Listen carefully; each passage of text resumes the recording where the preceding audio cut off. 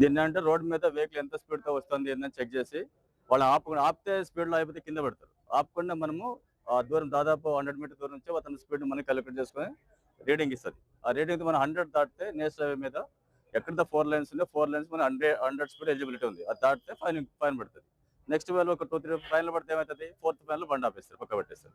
తర్వాత ఆయన క్యారెక్టర్ కూడా మనకు తెలిసిపోతుంది. ఇప్పుడు రీసెంట్గా ఏంటంటే మీరంతా యూత్ కాబట్టి చెప్తున్నా, పెండ్లి చేసుకున్నట్టు అత్తమ్మ ఉంటారు కదా, మా పిల్లనిచ్చుడు మంచోడా కాదా అని చెప్పేసి వాడిని బండి నెంబర్ తీసుకొని దాని మీద చలాన్స్ చెక్ చేస్తున్నారట. తర్వాత ఇంతకుముందు ఫైనాన్షియల్స్ ఎట్లా ఉందని చెప్పేసి ఒక పాన్ కార్డు తీసుకొని వీడు అప్పులలో ఉన్నాడా దేంట్లో సివిల్ స్కోర్ చెక్ చేస్తున్నారు. అంటే మీ క్యారెక్టర్ ని కూడా డిసైడ్ చేస్తుంది. మన బండి పోతే ఎన్ని ఫైన్లు పడ్డాయి, ఎన్ని రాంగ్ రూట్లో పడ్డారు, ఎన్ని ఆపోజిట్ లో పడ్డారు, ఇవన్నీ చూస్తే ఏమైందంటే మనకి నా బిడ్డని ఇంతవరకు ఇత్తనా ఇవ్వనంటాడు. ఇస్తాడు ఎవడన్నా సాదుకొని కట్నం ఇచ్చి పిల్లలు ఇస్తున్నామంటే మంచి కూడా ఇవ్వాలి చూస్తాయి కదా. వీడు క్యారెక్టర్ లేడు, తర్వాత అంతా ఓవర్ స్పీడ్ ఉన్నాడు, నా బిడ్డ గుర్తు చంపుతా అని చెప్పేసి వాడు ఇయ్య అంటాడు.